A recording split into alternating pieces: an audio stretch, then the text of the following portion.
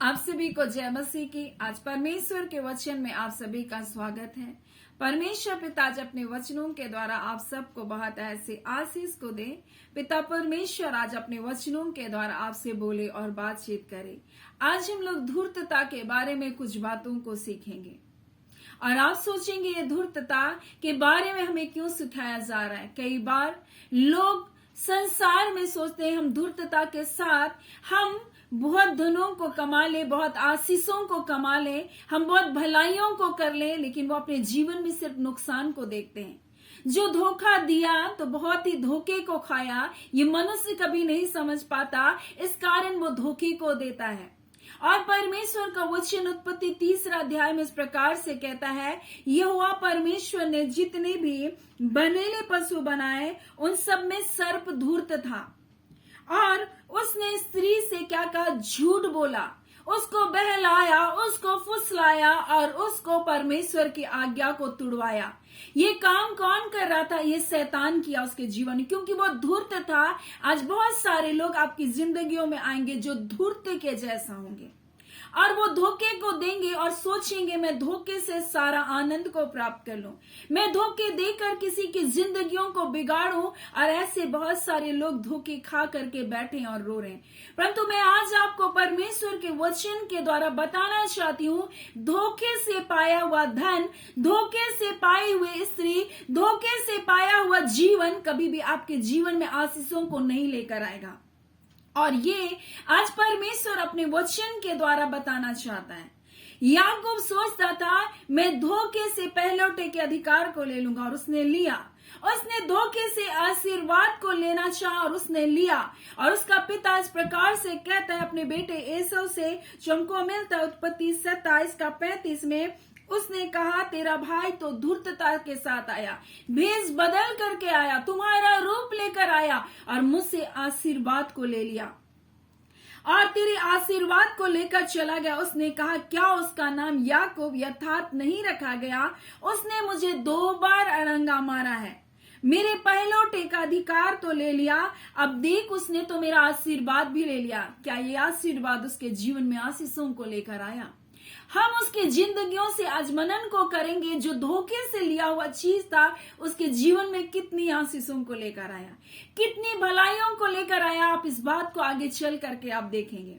जो उसने 20 वर्ष की जिंदगी अपने मामा लबान के घर में व्यतीत किया, जब उसने पहलौठे के अधिकार को ले लिया, जब उसने अपने भाई को धोखा देकर अपने पिता से आशीर्वाद को ले लिया, अब उसको लग रहा था कि उसका भाई उसको मार डालेगा। उसकी माँ ने कहा कि अब तू भाग जा अपने मामा के यहाँ, नहीं तो तेरा भाई तेरे पिता के मरने पर तुझे मार देगा। उसको अपना स्थान छोड़ करके भागना पड़ा, अपना जन्म स्थान को उसको छोड़ करके भागना पड़ा।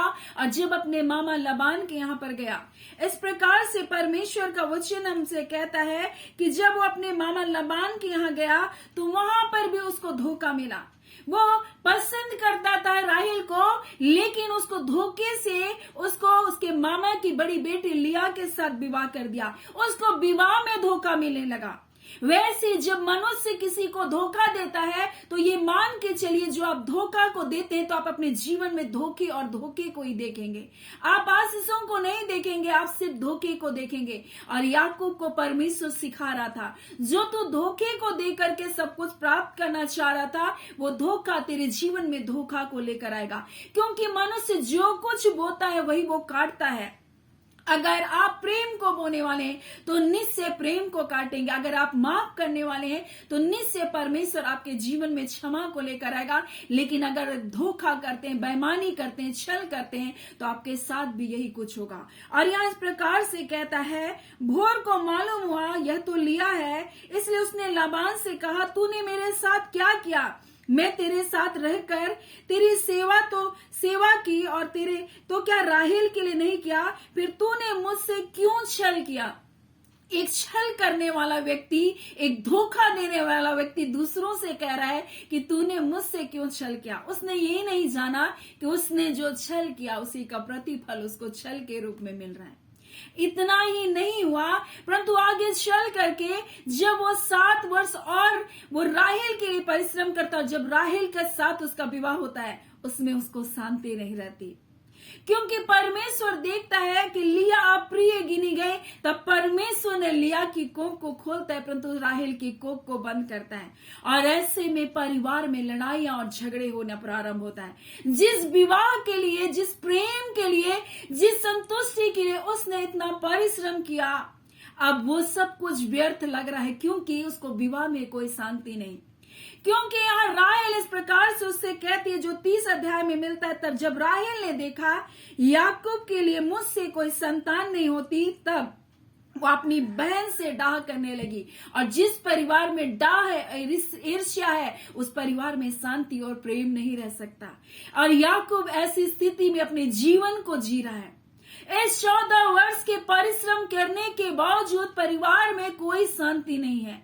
वो अपनी बहन से डाह कर रही है और याकूब से कह रही है, मुझे भी संतान दे, नहीं तो मैं मर जाऊंगी। एक परिवार में कला का विषय बन गया। अब बोल रही है याकूब को, मुझे संतान दे, नहीं तो मैं मर जाऊंगी। पति टॉर्चर हो रहा है, पति परेशान हो रहा है वहां, क्योंकि 2 पत्नियों के बीच में वो पिस चुका है। और जिस बात को वो छल दे करके आशीषों को प्राप्त करना चाह, पहलौठों का अधिकार को लेना चाह, आज उसके जीवन में तकलीफें हैं, पीड़ाएं हैं, परिवार में कोई शांति नहीं। कारण क्या है? जो छल के साथ प्राप्त करेंगे उसमें कभी शांति नहीं होगी।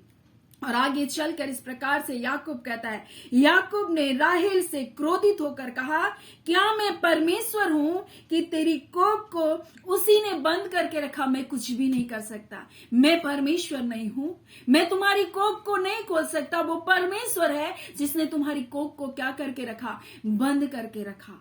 और यहां पर उसके जीवन में प्रताड़नाओं का समय था। आगे चल करके वो 6 वर्ष हम देखते हैं लबान की भेड़ बकरियों को वो चरा रहा था। और जब वो इस प्रकार से चला रहा तो उसके बारे में इस प्रकार से लिखा है, जो हमको मिलता है उत्पत्ति 31 अध्याय का 38 में, इन 20 वर्षों में जब तक मैं तेरे पास रहा, ना तो मैं तेरी भेड़ बकरियों का गर्भ गिरा, ना तेरे मेढ़ों का मांस मैंने कभी खाया। आगे बोलता है, जिस बने पशु को जंतु फाड़ डालता था उसको मैं तेरे पास ना लाता था, उसकी हानि भी मैं ही उठाता था। यानी वो नुकसान को देख रहा अपने जीवन में, वो तकलीफों को देख रहा अपने जीवन में। आगे लिखता है कि चाहे दिन में चोरी जाता या रात में, तो मुझे ही उसको क्या करना पड़ता था? उसको भरना पड़ता था, मुझको ही वो हानि को भरना पड़ता था, मैं ही उन हानियों को सहता था। आगे लिखा है, मेरी तो यह दशा थी कि दिन को तो धूप था और रात को पाला मुझको खा गया और नींद मेरी आंखों से भाग जाती थी। यानी कि जो आशीषों को प्राप्त करने के लिए वो धोखा दिया, जिस पहलौठे के अधिकार को उसने प्राप्त करने के लिए अपने भाई को धोखा दिया, अपने पिता को धोखा दिया, आज वो धोखे के ऊपर धोखा खा रहा है। उसके काम में, उसके व्यवसाय में, उसकी मजदूरी में वो धोखे को खा रहा है, वो नुकसान को देख रहा है। लेकिन परमेश्वर की दया उसके साथ बनी थी। उसके दादा, उसके परदादा के कारण उस पर उसका अनुग्रह बना हुआ था। और इस प्रकार से लिखा है, 20 वर्ष तक मैंने तेरे घर में रहा, 14 वर्ष तो तेरे दोनों बेटियों के लिए और 6 वर्ष तेरी भेड़ बकरियों की सेवा के लिए, और तूने बदले में मेरी मजदूरी 10 बार बदली। उसकी मजदूरी बार बार बदलती रही, लेकिन वो परमेश्वर उसकी सुधि रखा, परमेश्वर उसको संभाले रखा। क्योंकि उसको मामा के घर जाने से पहले बेतेल में परमेश्वर ने दर्शन दिया था, तब उसने परमेश्वर से वाचा बांधी थी, परमेश्वर मैं जा रहा हूं, अगर तू मुझे रोटी देगा, तू मुझे कपड़े देगा, अगर तू मुझको आशीष देगा तो मैं 10वां अंश तुझे दूंगा। और ऐसे उसने परमेश्वर के सामने एक वाचा को बांधा था। इस कारण परमेश्वर इनके दुखों में, धोखे के बावजूद परमेश्वर उसकी सुधि रख रहा था, परमेश्वर उसको नुकसान होने नहीं दे रहा था। हालांकि उसको नींद, उसको धूप, उसको तपन, वो प्रताड़नाओं से होकर के गुजर रहा था, उसको कोई चैन नहीं था, फिर भी परमेश्वर इस बीच उसको संभाल करके रखा। इसलिए जब वो अपने सब कुछ को छुड़ाकर अपने देश वापस लौटता है, तब परमेश्वर के साथ एक मल्ल युद्ध होता है। तब वहां इस प्रकार से कहता है कि जब तक तू मुझे आशीर्वाद नहीं देगा तब तक मैं तुझे जाने नहीं दूंगा। क्योंकि वो जाना जो आशीष मैंने धोखे से पाया वो आशीष मेरे साथ दुख लेकर आया। परंतु नीति वचन 10 उसका 22 में इस प्रकार से लिखा है, धन यहोवा की आशीष से मिलता है और वो उसके साथ दुख नहीं मिलाता। परंतु जो कोई मनुष्य दूसरों के धन को निगलता है उसको फिर से उगलना पड़ता है, और परमेश्वर उसके पेट से उन धनों को क्या करेगा, निकालेगा। अय्यूब 20 उसका 15 में इस प्रकार से लिखा, यानी जो आप धोखे से दूसरों के लिए करते हैं, दूसरों का धोखे से दूसरों का धन को हरते हैं, परमेश्वर का वचन कहता है तुम्हारे पेट से वो ईश्वर क्या करेगा, उन धनों को निकाल लेगा। परमेश्वर आज कहना चाहता है, बहुत सारे लोग रोग दुख बीमारियों में तकलीफों, क्योंकि वो धोखा को देते हैं, लोगों के साथ छल को करते हैं, और इस कारण उसके जीवन में बहुत सारी तकलीफें आती है। परिवार में आज इस कारण पीड़ाएं हैं, लड़ाई और झगड़े हैं स्त्री और पुरुष में, क्योंकि उन्होंने किसी को धोखा दिया होगा, उन्होंने किसी के साथ छल किया होगा, किसी के साथ बेईमानी किया होगा, इसलिए उनको हानि उठाना पड़ रहा है। इसलिए परमेश्वर अपने वचन में हमसे कहना चाहता है कि हमें अपने जीवन में पश्चाताप करना है, हमें अपने गलत कामों को छोड़ना है, क्योंकि परमेश्वर का वचन कहता है जो अपने पापों को मानता है और उसको छोड़ भी देता है उस पर दया की जाएगी। सो परमेश्वर आज अपने वचनों के द्वारा आप सबको बहुत ऐसे आशीष को दे। आमीन। आइए हम प्रार्थना करेंगे। धन्यवाद देते हैं जीवते सच्चे सामर्थ्य पिता परमेश्वर, प्रभु यीशु के नाम से प्यारे पिता आपके निकटता आपकी हुजूरी में आते हैं पिता। आज के सुंदर दिन सुंदर समय के लिए आपकी दया आपके अनुग्रह के लिए पिता आपका धन्यवाद देते हैं। खुदावन परमेश्वर, जितने प्रिय लोग पिता आपके बेटे और बेटियां जब इन वचनों को सुन रहे हैं पिता परमेश्वर, ये वचन पिता हमारे शिक्षा के लिए आपने दिया पिता। खुदावन परमेश्वर, क्योंकि सब धूर्तता पिता, इसलिए धूर्तता के साथ लोगों को ठगना प्रारंभ किया। ऐ खुदान उसने हवा को बहकाया खुदान प्रभु, और आपकी आज्ञा का उल्लंघन कराया। ऐ खुदावन पिता आपने कहा ये सारे बनेले पशु में सबसे धूर्त निकल गया। आज खुदावन परमेश्वर कई धूर्तता का गुण तो है प्रभु जी, परंतु खुदावन याकूब की तरह परमेश्वर ये पश्चाताप करने वाले हो सके, एक मल्ल युद्ध को लड़ने वाले हो सके। आपका वचन कहते तुम्हारे पाप चाहे जैसे भी रंग के हो, मुझसे पिता परमेश्वर, हाँ पिता बात विवाद करो, हाँ मुझसे बातचीत करो, आज चाहे तुम्हारे पाप कैसे भी गहरे क्यों ना हो, मैं उसे हिम की ना श्वेत करूंगा। आप कहते पिता ए खुदावन परमेश्वर, आज पिता परमेश्वर जब अपने गुनाहों को अपने अपराधों को आपके सन्मुख मानते हैं पिता, कृपा कर इनके पाप अपराधों को क्षमा करके इनके जीवनों को आप आशीष को दीजिए। खुदावन परमेश्वर, अगर किसी ने इनके साथ धोखा दिया, किसी ने इनको धोखे में रखा प्रभु जी, किसी ने इनके पिता परमेश्वर के पिता सोचों के साथ परमेश्वर की भावनाओं के साथ खेला परमेश्वर, पिता ये माफ करने वाले बन जाए, क्योंकि खुदावन परमेश्वर आप कहते हैं प्रभु जी तुम पलटा ना लेना खुदान। हाँ पिता, क्योंकि आप पलटा लेने वाले परमेश्वर है प्रभु, आप बदला देने वाले परमेश्वर है पिता।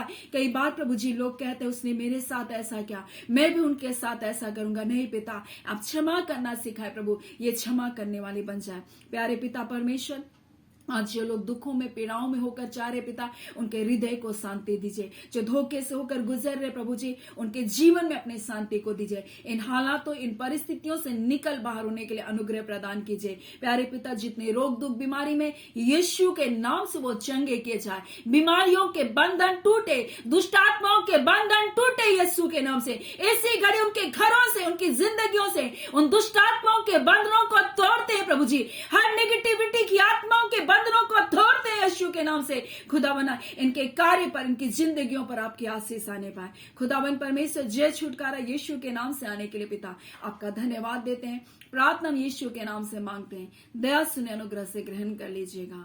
आमीन। परमेश्वर पिता आप सबको बहुत ऐसे आशीष को दे। आमीन।